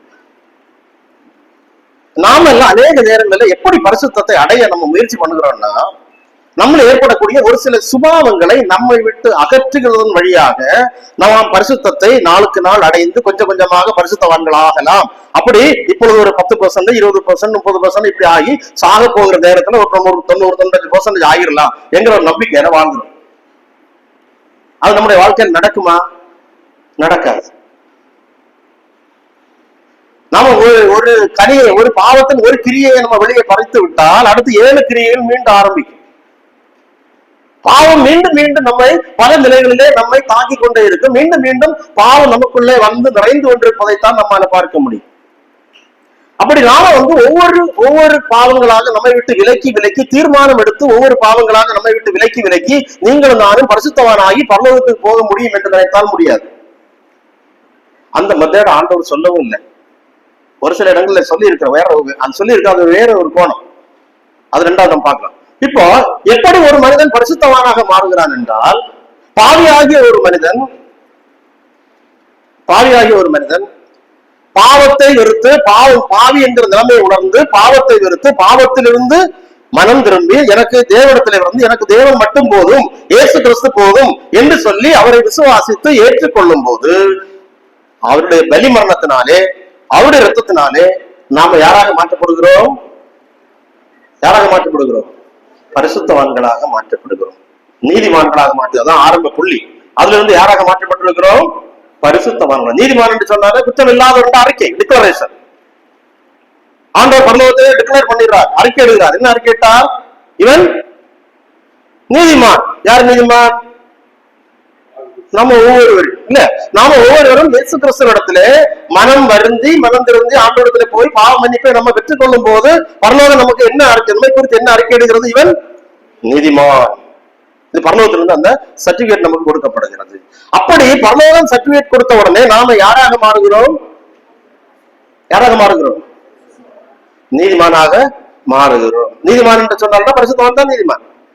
நீதிமான் பைபிள் நீதிக்கும் பரிசுத்தம் தொடக்கப்புள்ளி நீதிமான் என்று சொன்ன உடனே அதுல இருந்து அவனுடைய வாழ்க்கை பரிசுத்தத்துக்கு நேராக கடந்து செல்லுகிறார். அடுத்த பரிசுத்தத்தினுடைய முன்னேற்றம் அவனுடைய வாழ்க்கையிலே உண்டாகிறது. இங்க ஒரு காரியத்தை நீங்க கவனிக்கணும், ஒரு காரியத்தை நீங்க விட்டு விடக்கூடாது. இந்த இந்த நீதிமான்கிற அறிக்கை இருக்கு இல்லையா, நீதிமான் அறிக்கை இருக்கு இல்லையா, நீதிமான் சொன்னா யாரு? அது நிறைய பேருக்கு அந்த வார்த்தைக்கு பொருள் புரியுமான்னு தெரியல. நீதிமான் சொன்னா யாரு? குற்றம் செய்யாதவன் அர்த்தம். அவன் யாரா இருந்தான்? ஆக்சுவலா குற்றவாளி. குற்றவாளியை கையும் களவா பிடிச்சு குற்றவாளி கூண்டுல நிறுத்தப்பட்டு அங்க இருந்து ஜட்ஜி சொல்றாரு இவன் நீதிமான் அப்படின்னு என்ன அர்த்தம்? அவனுக்கு ஒரு குற்றமும் கண்டுபிடிக்கப்படல, அவனை நீதிமான் ஜட்ஜி சொல்றாரு. உலகத்துல ஒரு ஒரு விஷயத்த நீங்க ஒரு ஆளை வந்து ஒரு ஆளை ஒரு ஏதோ ஒரு கொலை குற்றமோ ஒரு கொள்ளை குற்றத்திலேயே பிடிச்சிட்டு கொண்டு போறீங்க. அங்க பேசும்போது அந்த குற்றவாளி கொண்டு இருக்கும் போது ஜட்ஜி சொல்றாரு இவர் அந்த தவற செய்யவே இல்லை அப்படின்னு. அவர் யாரு? நீதிமான். சரியா? புரிஞ்சா புரியலையா? இதுக்கப்புறம் எனக்கு எளிமையா சொல்ல முடியும்னு தெரியல. பிரதர் இருக்கிறாங்க, வேண்டாம் அந்த விஷயத்துல பிறகு கேளுங்க. அவரை நீதிமான் சொல்லியாச்சு. கரெக்டா? அதன் பிறகு அவரு அந்த குற்றத்தின் நிமித்த குற்றம் சாட்டப்பட மாட்டார், அவர் விடுதலையோடு வாழலாம். ஆனா அவருடைய சுபாவத்துல ஏதாவது மாற்றம் வந்ததா? அவருடைய கேரக்டர்ல அந்த தீர்ப்பு ஏதாவது மாற்றத்தை உருவாக்கிச்சா? ஒரு மாற்றமும் உருவாக்கல. கரெக்டா? உண்மையாக ஒரு திருடன் நான் இருந்திருந்தா அவன் திருடன் தான், மீண்டும் என்ன செய்வான்? திருட போவான். அது வேற, அவன் அந்த தப்பு செய்யாட்ட வேற ஒரு தப்பு செய்யறான். அவன் கேரக்டர் வந்து அந்த டிக்ளரேஷன் அந்த தீர்ப்பு அவன் என்ன செய்யாது? மாற்றாது. அவனை நீதிமான் என்று அந்த நீதிமன்றம் அங்கீகரிக்கிறது. அவ்வளவுதான். அவன் அந்த குற்றத்தின் மீது அவனை குற்றம் சாட்ட முடியாது. அவ்வளவுதான். அந்த வாழ்க்கையில இருந்த அவனுடைய சுபாவத்தில் எந்த மாற்றத்தையும் எந்த நீதிமன்றம் உருவாக்க முடியாது. ஆனால் பரலோக நீதிமன்றம் அப்படி அல்ல. பரலோக நீதிமன்றம் அப்படி அல்ல. நம்மள அநேக சகோதர சகோதரிகள் நம்முடைய சபைகள்ல என்ன நினைச்சிட்டு இருக்கிறாங்கன்னா இதே மாதிரி நீதிமான் என்ற தீர்ப்பு இதே மாதிரி நினைச்சிட்டு இருக்கிறாங்க.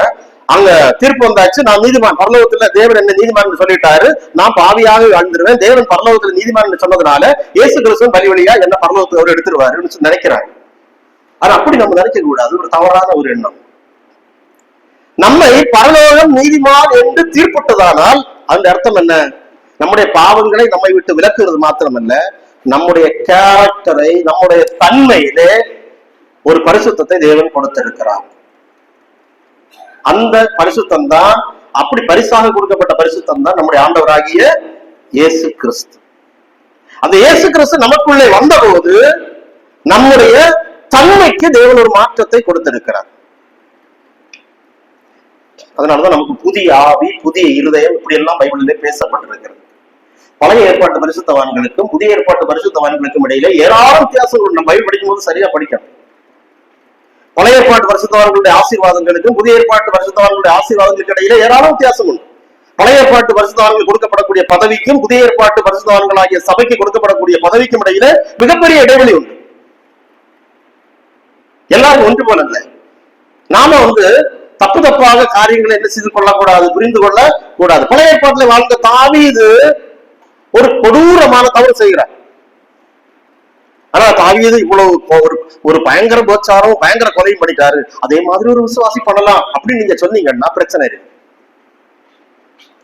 பழைய ஏற்பாட்டுல தாவீதுங்கிற சாதாரணமான மனுஷன் தான். அவன் தெய்வ பக்தி உடையவன் நடந்தா ஆண்டவர் அவனுக்கு சில காரியங்களை செய்தார். ஆனால் புதிய ஏற்பாட்டுல வாழக்கூடிய தாவீது அப்படி இல்லை. புதிய ஏற்பாட்டுல ஒரு மனுஷன் ஒரு தாவீதுடைய வாழ்க்கையில ஆண்டவர் அவனுடைய இருதயத்தை மாற்றி இருக்கிறார். அவன் இந்த அளவு கொடூரக்காரனான மோசக்காரனாக நடக்கவும் முடியாது, இப்படிப்பட்ட கொடூரக்காரனான கொலையாளியாக மாறவும் முடியாது.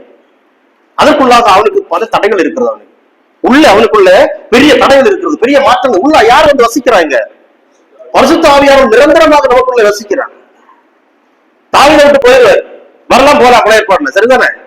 ஒரு மனிதனுக்குள்ள வரலாம் போகலாம். புதிய ஏற்பாடுல நிரந்தரமா இருக்க போக மாட்டார்.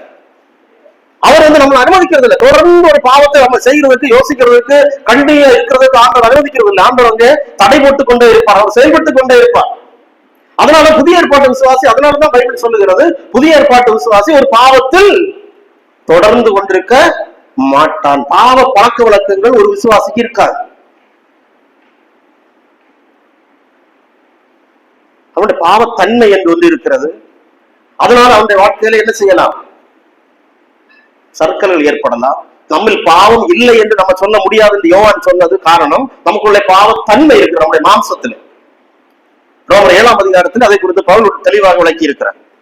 பாவத்தன்மை இருக்கிறது நமக்குள்ள, என்னில் பாவம் வசிக்கிறது. அந்த பாவத்தன்மை இருக்கிறதுனால ஒருவேளை அந்த பாவத்தினுடைய தூண்டுதல் நமக்குள்ளே வந்து கொண்டிருக்கும், பாவம் செய்வதற்கான அந்த உந்துதல் நமக்குள்ள இருக்கக்கூடும். ஒருவேளை ஒரு சில சர்க்குகள் நமக்கு ஏற்படக்கூடியும், திடீரென்று ஏற்படக்கூடியும், விழுந்து நம்ம எழுப்பக்கூடிய ஒரு அனுபவம் நமக்கு இருக்கிறது. அந்த நம்முடைய சரீரத்தை தேவன் மீட்டுக் கொள்ளாமல் பாவத்தன்மையோடு கொஞ்ச காலம் இருக்கும்படி அனுமதித்திருக்கிறார். அதுல நமக்கு ஏராளம் நன்மை இருக்கிறது, அது வேற ஒரு விஷயம். நன்மைக்கு ஏதுவாகத்தான் தேவன் நம்முடைய சரீரத்தை உடனடியாக மீட்டுக் கொள்ளாமல் வைத்திருக்கிறார். ஐயோ இப்படி வச்சுக்காரேன்னு சொல்லி யாரும் சங்கடப்பட வேண்டாம், அது தேவன் ஒரு பெரிய நன்மைக்காக வைத்திருக்கிறார். ஆனால் பழைய ஏற்பாட்டு விசுவாசியை போல அல்ல புதிய ஏற்பாட்டு விசுவாசி. புதிய ஏற்பாட்டு விசுவாசிக்குள்ளே பரிசுத்த ஆவியானவர் நிரந்தரமாக தங்கி இருக்கிறார். ரட்சிக்கப்பட்ட நபரே ஆனால் அவரிடத்துல நிரந்தரமாக பரிசுத்த ஆவியானவர் தங்கி இருக்கிறதுனால ஆவியானவர் அவரிடத்துல இடைப்பட்டு கொண்டே இருப்பார். ஒரு நல்ல விசுவாசியின் இடத்துல அபூர்வம் கேஸ் இருக்குது, அப்நார்மல் கேஸ், எக்ஸ்ட்ரீம் கேஸ், ஒரு விதத்திலும் திருத்த முடியாத கேஸ் இருக்குது. அந்த கேஸ் தான் மாட்டோம். குடும்ப சபையில் ஒருத்தர் இருந்தான், அவன் என்ன செய்ய சொன்னாங்க? சாத்தான ஒப்பு சபையை விட்டு வெளியே தள்ளி இருந்தாங்க, சபைக்குள்ள இருக்க கூடாது. ஆனா இன்றைக்கு நம்முடைய சபைகளில அத்தனை அக்கிரமக்காரரும், துன்மார்க்கனும், அசிங்கமா நடக்கிறவனும் எல்லாம் சபையில் அங்கீகரிக்கப்பட்டிருக்கிறார்கள்.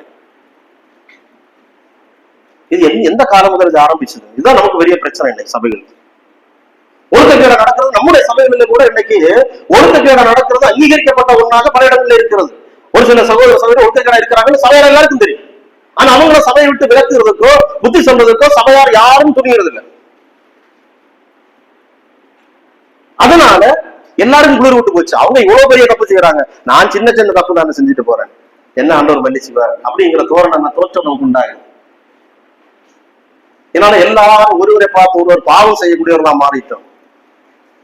ஒருவரை பார்த்து நம்ம பரிசுத்தம் அடைய வேண்டிய நிலைமையிலிருந்து மாறி ஒருவரை ஒருவர் பார்த்து பாவம் செய்வதற்கான லைசன்ஸ் வாங்கக்கூடிய நிலைமை ஏற்பட்டு சபையில ஒரு குடும்பத்தை பார்த்து ஒரு ஆலோசனை, புத்தி ஆலோசனை சொல்லியாச்சுன்னா அவர் திருப்பி கேட்கிற கேள்வி என்னன்னா, ஏன் நீங்க அவங்கள்ட்ட போய் சொல்லக்கூடாது?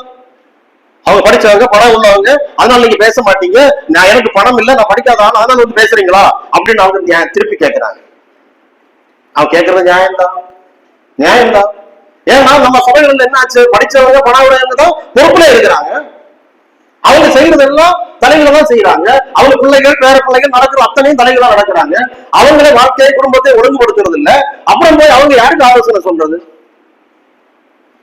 இது எப்படி சபைகளில் அங்கீகரிக்கப்படக்கூடிய ஒன்றாக வந்துருச்சு? நாம் வசனங்களை சரியாக புரிந்து கொள்ளவில்லை. தெய்வத்தை குறித்தும், தேவனுடைய சித்தத்தை குறித்தும், வசனங்களை குறித்தும் நீங்கள் நானும் சரியாக புரிந்து கொள்ளவில்லை என்பதனால வந்த இடங்கள் இது. இதெல்லாம் நாம திருத்திக் கொள்ள வேண்டிய அவசியம் இருக்கிறது. பாருங்கள் பிரியமானவர்களே, மனம் திரும்பினவர்கள் தான் ரட்சிக்கப்பட்டவர்கள். மனம் திரும்புகிறதுனால ஒரு மனிதன் ரட்சிக்கப்பட முடியாது. மனம் திரும்பி இயேசு கிறிஸ்துவை ஏற்றுக்கொண்டால் தான் ரட்சிக்கப்பட முடியும், அது முக்கியம். ஆனால் இயேசு கிறிஸ்துவை ஏற்றுக்கொள்ள வேண்டும் என்றால் அந்த நபர் மனம் திரும்பிய நபராக இருக்க வேண்டும். அது புரியுதா அப்படி இல்லையா? மனம் திரும்பாத நபருடைய உள்ளத்தில் ஆண்டவர் வருகிறது இல்லை. ஒரு இயேசு கிறிஸ்து ஒரு மனிதனுடைய வாழ்க்கையில் வந்தால் அவருடைய வாழ்க்கை மாறாமல் இருக்கிறது இல்லை. பழைய வாழ்க்கைக்கும் புதிய வாழ்க்கைக்கும் இடையிலே வேறுபாடு கண்டிப்பாக ஏற்படும். ஏனென்றால் நாம் அத்தனை பாவத்தில் வாழ்ந்து கொண்டிருக்கிறவர்களாக இருந்துதான் அங்கிருந்துதான் மனம் திரும்பி ஆண்டவரத்திலே வருகிறோம். நம்ம யாரும் யோகியமானவர்கள் கிடையாது. வெளியே தெரியுமோ தெரியாது, அத்தனை பாவிகள் நாம் எல்லாரும். ஆனா ஆண்டவரை இயேசு கிறிஸ்துவை ஏற்றுக்கொள்ளும் போது அப்படி மனம் திரும்பி வந்து நம்ம ஆண்டவரை ஏற்றுக்கொள்கிறோம். அந்த மனம் திரும்புதல் என்பது, அன்றைக்கு ஆரம்பித்த மனம் திரும்புதல் என்பது நம்மை பரிசுத்தமாக கொண்டு வருகிறது. இயேசு கிறிஸ்துவின் ரத்தத்தினாலதான், அவருடைய வழியினாலதான் நம்ம கடவுள் சுத்தப்படுத்தப்படுகிறோம், வேற மார்க்கமே கிடையாது. ஆனால் அன்று இருந்து நாம் பரிசுத்தவான்கள் என்ற லிஸ்டுக்குள்ள வருகிறோம்.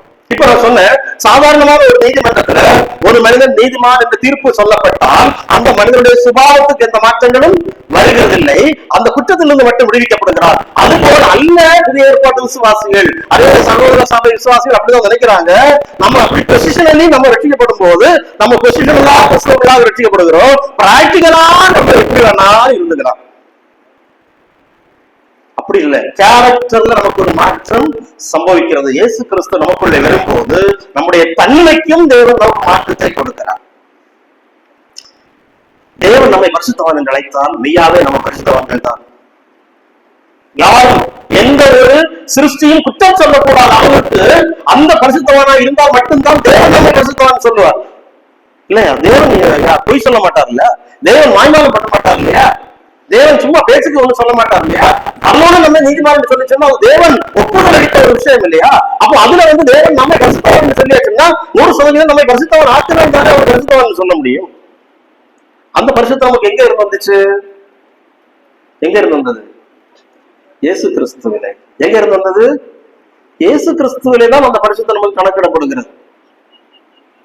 அப்போ இயேசு கிறிஸ்துவனுடைய பரிசுத்தம் தான் நம்முடைய பரிசுத்தமாக கணக்கிடப்படுகிறது.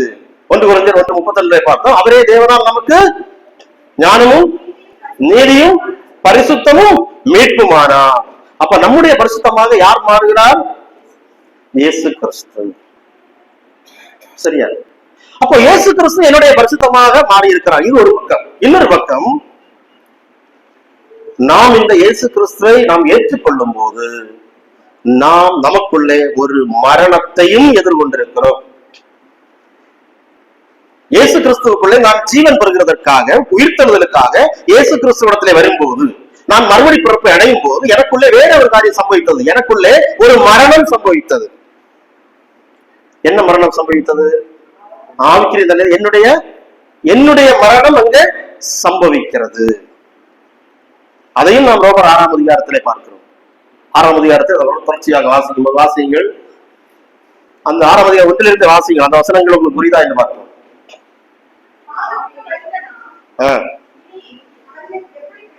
அது முந்தின வசனம் கூட வாசிங்க, 1ஆம் வசனம் கூட வாசிங்க. ஆகையால் என்ன சொல், நல்லா கவனியுங்கள் பிரியமானவர்களே. ஆகையால் என்ன சொல்லுவோம்? கிருபை பெருகும்படிக்கு பாவத்திலே நிலைநிற்கலாம் என்று சொல்லலாமோ? இந்த வார்த்தையை நீங்க மறந்துடலாம். சின்ன குட்டி வசனம், தயவு செய்து மனப்பாடம் படிச்சு வைங்க. நம்ம அநேக சகோதர சகோதரிகள் இந்த வசனத்துக்கு மாறாக நீங்க உங்க விசுவாச வாழ்க்கையில நம்பிட்டு இருக்கிறீங்க. கிருபை பெருகும்படிக்கு பாவத்தில் நிலை நிற்கலாம் என்று நீங்க சொல்லிட்டு இருக்கிறீங்க, நினைச்சிட்டு இருக்கிறீங்க. அப்படிதான் நடந்துட்டு இருக்கிறீங்க. அதனால நீங்க சொல்றீங்க, நான் ரட்சிக்கப்பட்ட இந்த சபையில போறேன், நான் ஞானஸ்நானம் எடுத்தேன், பந்தியில பங்கெடுக்கிறேன், நான் என்னால எந்த காரியங்கள் செய்யறேன், ஆனா நான் பாவி, நான் பரலோகத்துக்கு போயிடும் அப்படின்னு நம்ம சொல்லுறோம். என்னால இந்த பழங்களை என்னால விட முடியாது, இந்த பொய் என்னால விட்டா என்னுடைய தொழில் போயிடும், இந்த பழக்கத்தை விட்டாச்சுன்னா எனக்கு இது போயிடும், நான் இந்த சுபாவை என்னை விட்டு மாற்ற முடியாது, எனக்கு சின்ன வயசுல இப்படிதான் நான் இருக்கிறேன், அப்படி இப்படி எல்லாம் நம்ம பல காரியங்களுக்கு சப்பை கட்டுகிறோம், சாக்கு போக்கு சொல்லுகிறோம். ஆனால் என்ன சொல்லுகிறது? கிருபை பெருகும்படிக்கு பாவத்தை நிலைநிற்கலாம் என்று சொல்லக்கூடாது. சகோதர சபை விசுவாசி யாருனாலும் எனக்கு தேவன் அதிக கிருபையை கொடுப்பார், ஆக நான் பாவம் செய்கிறேன் நீங்க யாரும் சொல்லக்கூடாது. நம்ம அப்படிதான் நினைக்கிறோம். நம்ம சகோதர சபை ஸ்பெஷல், நமக்கு டிஸ்கவுண்ட் உண்டு. நிறைய பேச்சு அப்படிதான். நிறைய பேர் பேசும்போது அப்படி அந்த தொழில் தான் பேசுறாங்க. பிராக்டிக்கலான பரிசுத்தத்தை பற்றி பேசுறதுக்கு அவங்க தயாரா இல்லை. பொசிஷனை மட்டும் பேசுறாங்க. அதன் நிலையில ஆமா கிறிஸ்தவர்கள் அதுல நம்முடைய தகுதி இல்லையா, நம்முடைய அது இல்லைன்னு யாரு சொன்னா? நானும் தான் சொல்றேன், இல்லைன்னு தான் சொல்றேன். நம்முடைய தகுதியால போக முடியாதுன்னு தான் நானும் சொல்றேன். ஏசு கிறிஸ்து தகுதியினால போகிறேன், ஓகே கரெக்ட். ஏசு கிறிஸ்து தகுதியினால போகணும். ஏசு கிறிஸ்து வந்ததுக்கு அப்புறம் ஏன் உங்க தகுதி மாறல? இதுதான் பெரிய பிரச்சனை. கிருபை பெருகும்படிக்கு பாவத்தில் நிலைநிற்கலாம் என்று சொல்லலாமா விசுவாசிகளே? கூடாது. விசுவாசிக்கும் பாவத்துக்கும் சம்பந்தம் இல்லை. அடுத்த வசனத்தை சொல்லுகிறார். அவர் சொல்ல தெளிவாக பவுல் பேச, நம்ம யாரும் விளக்க வேண்டிய அவசியம் இல்லை, அப்படியே அப்பட்டமாக பேசுகிறார். அடுத்த வசனத்தை என்ன சொல்லுகிறார்? பாவத்திற்கு மரித்த நாம் இனி அதுல எப்படி படைப்போம், எப்படியே அதுல வாழ முடியும் சொல்றீங்க? பாவத்துக்கு மரிச்சாச்சுல்ல, எப்படி அதுல நீ வாழ்வாய், பிழைப்பாய் என்றால் எப்படி வாழ்வாய்? பாவம் செய்து வாழ முடியும் ஒரு விசுவாசி எப்படி சொல்ல முடியும்? பாவத்துக்கு மரித்து விட்டாயிட்டு, மரித்தல் என்றால் அதிலிருந்து முக்கியமான ஒரு தொடர்பில் இருந்து விலகி விட்டாயே.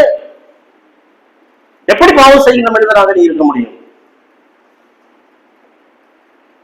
பயங்கர கேள்வி இல்லவா இது? பயங்கரமான கேள்வி இல்லவா இது? இது நம்முடைய வாழ்க்கையில நம்ம யோசித்து பார்க்கணும். அடுத்த வசனம் வாசிங்க. அடுத்து என்ன சொல்லுகிறார்? அடுத்த விளக்கத்தை சொல்லுகிறார். கிறிஸ்து இயேசுவுக்குள்ளாக ஞான ஸ்நானம் பெற்ற நாம் அனைவரும் அவருடைய மரணத்திற்குள்ளாக ஞான ஸ்நானம் பெற்ற போது அவருடைய மரணத்திற்கு உள்ளாக ஞான ஸ்நானம் பெற்றதை அறியீர்களா? அடுத்து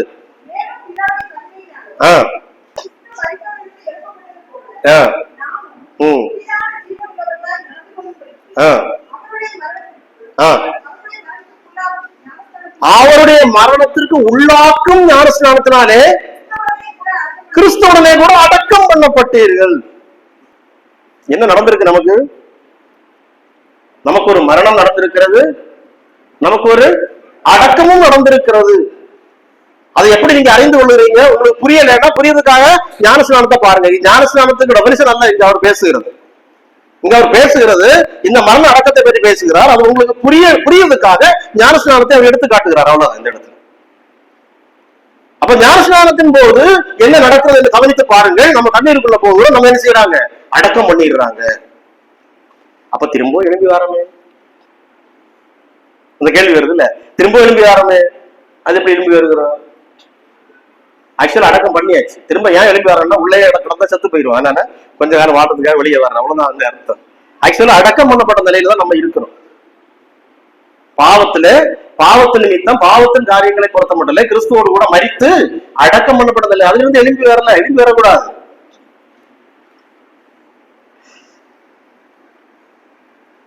புரிஞ்சுதா புரியலையா? இப்ப நான் பாவத்துக்கு மரித்து அடக்கம் பண்ணப்பட்ட நபர் என்கிற உணர்வு இருந்தா நம்ம பாவம் செய்வோமா? செய்வோமா செய்ய மாட்டோமா?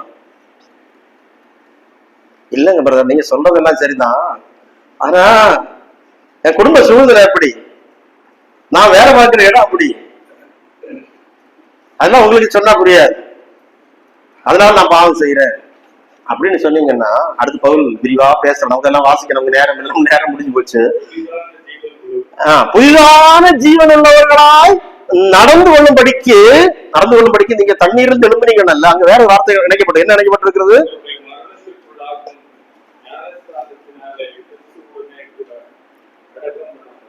அடுத்த வசனத்துல விளக்கம் சொல்ல. அடுத்த வசனம் வாசி. ஆகையால் அவருடைய மரணத்தின் சாயலில் நாம் இணைக்கப்பட்டவர்கள், ஆனால் உயிர்த்தெழுதலின் சாயலிலும் இணைக்கப்பட்டிருப்போம். ரொம்ப ரொம்ப எவ்வளவு ஷார்ப்பா சொல்றாரு பாருங்க. மரணத்தை பத்தி பேசியாச்சா? எதுக்கு? பாவத்துக்கு. இப்ப இருக்கிறோம்ல, எதுக்கு இருக்கிறோம்? உயிர்த்தெழுதலின் சாயல்ல இணைக்கப்பட்டிருக்கிறோம்.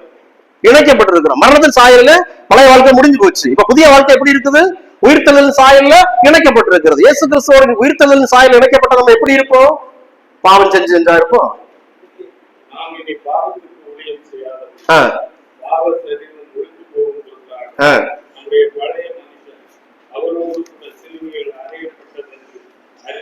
அறிந்திருக்கிறோம். எவ்வளவு அழகா அந்த இந்த அதிகாரம் படிக்கப்படியே இன்ட்ரெஸ்டிங்கா இருக்கு. இந்த விஷயத்தை பத்தி தான் விரிவா பேசுறேன்.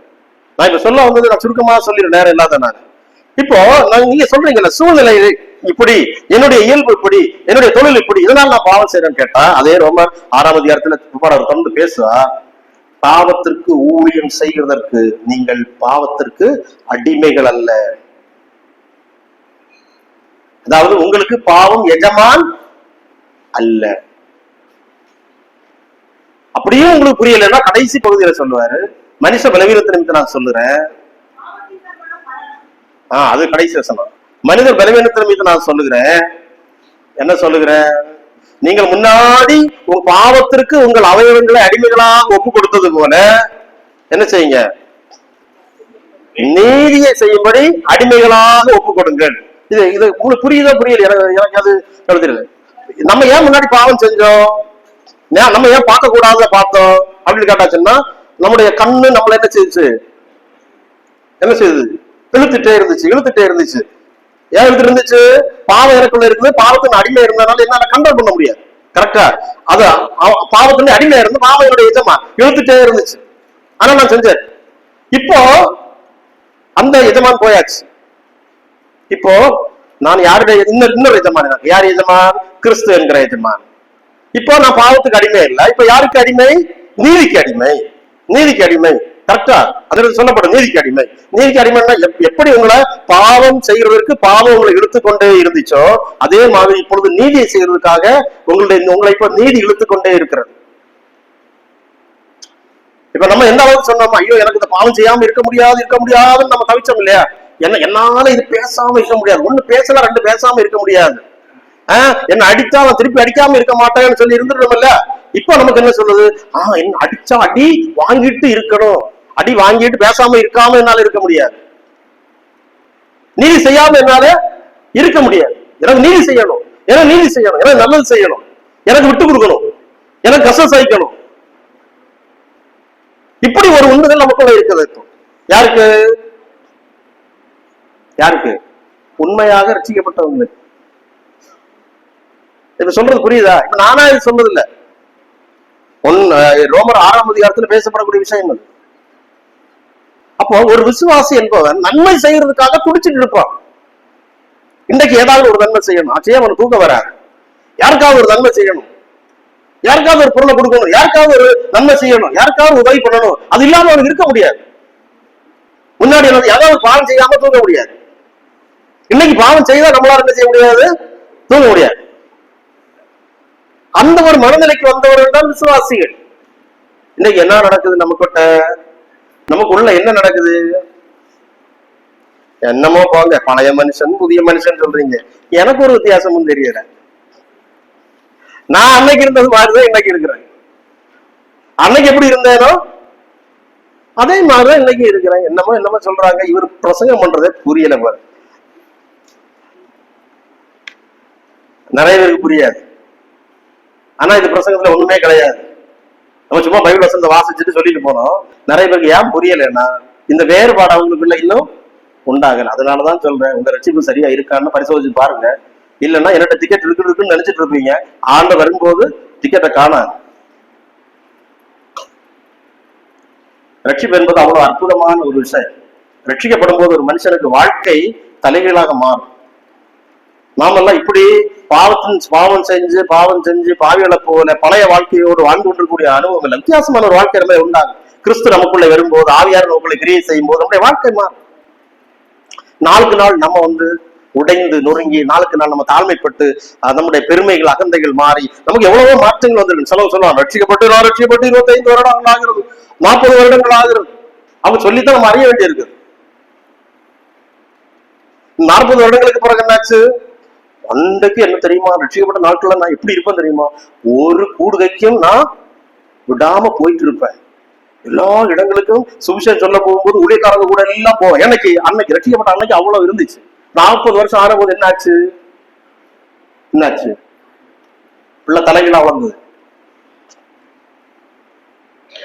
நேரா வளரல, தலைகீழா வளர்ந்துச்சு. இப்ப அவங்களே ஒத்துக்குவாங்க, ஒண்ணும் இல்லை. அப்ப இது என்ன சம்பவித்தது? வளர்ப்பு முறை சரியில்லை. இப்ப சொல்லுவாங்க, எல்லா குழந்தையும் பிறக்கும் போதும் நல்ல குழந்தை தான், அது நல்லவராவதும் தீயவராவதும் அன்னை வளர்ப்பு இல்லை அப்படின்னு. ஆனா பைபிள் அடிப்படையில் அப்படி கிடையாது. எல்லா குழந்தையும் பிறக்கும் போது பாவிகளா தான் பிறக்குது. அம்மா வளர்த்தவங்க யாரும் நல்ல பிள்ளை தீய பிள்ளை ஆகுது, அது அவங்களுக்கு தெரியாது போட்டு. ஆனா ஆவிக்கிற காரியத்துல அது சரியா தான் இருக்கக்கூடாது. ஆவிக்கிறதுல எல்லாம் சரியா தான் பிறக்குது, வளர்ப்பு முறைகள் சரியில்லை. ஏன் தலைகீழா வளருது? ஏன் நம்மள மாற்றம் இல்லை? ஆவிக்குரிய முதிர்ச்சி அடைந்த சகோதரர்களுடைய வாழ்க்கையில் ஏன் மாற்றம் இல்லை? நம்மை பார்த்து நம்முடைய பிள்ளைகளுக்கு ஏன் மாற்றத்தை கண்டுபிடிக்க முடியல? நம்ம ஏன் இப்படிப்பட்ட துன்மார்க்கர்களாக, இப்படி ஒரு சந்தோஷம் இல்லாதவங்களா, திருப்தி இல்லாதவங்களா, முறுமுறுக்கிறவங்களா, எதுலயே ஒரு திருப்தி இல்லாத ஒரு வாழ்க்கையே நம்ம ஏன் வாழ்ந்துட்டு இருக்கிறோம்? நம்முடைய மூத்த சகோதரர்களை பார்க்கும்போது நம்ம பிள்ளைகள் நம்முடைய வாழ்க்கையில என்ன கற்றுக்கொள்றாங்க? நம்மள என்ன சந்தோஷத்தை பாக்குறாங்க? என்ன மனநிறைவு பாக்குறாங்க? நம்ம யாரு மனநிறைவா இருக்கிறோம்? யாருக்கு கிறிஸ்துவ பூர்ண திருப்தி உடையவங்க நம்ம இங்க வாழ்ந்துட்டு இருக்கிறோம்? இன்னைக்கு சபைகள்ல யாருக்கும் ஒன்லைன் திருப்தி கிடையாது. ஒண்ணு இன்னும் அடையலன்னு சொல்லிட்டு ஓடிட்டே இருக்கிறாங்க. வாழ்ந்து முடிச்சாலும், ரிட்டையர்ட் ஆனாலும், கவர்மெண்ட் நீ வீட்டுக்கு போகணும்னு சொன்னாலும் அதுக்கு பிறகு ஓடிட்டே தான் இருக்கிறாங்க. ஒரு திருப்தியும் காண்றது இல்லை மனுஷன். இதுதான் நம்முடைய தலைமுறைக்கு நம்ம வைக்கக்கூடிய முன்மாதிரி. இதனாலதான் நம்முடைய தலைமுறைகள் சீர்குலைந்து போகிறது. சபைகளில் அவங்க இல்லை, விசுவாசத்துல அவங்க இல்லை. இதெல்லாம் கேடுகளை நமக்கு இன்னைக்கு சம்பவித்திருக்கிறது. பிரியமானவர்களே, நம்ம திருத்திக் கொள்ளாம நம்மவும் தப்ப முடியாது, நம்ம தலைமுறைகளையும் காப்பாற்ற முடியாது. நீ சொல்றது புரியுதா புரியலையா? அடிப்படையான காரியங்களை தான் நம்ம பார்த்தோம். கர்த்தர் சித்தமானார் அடுத்த முறை இதன் தொடர்ச்சியாக சில காரியங்கள் நம்ம சிந்திக்கலாம். ஆண்டோடைய திருநாமம் என்று வைப்படுவதாக. ஆமாம்.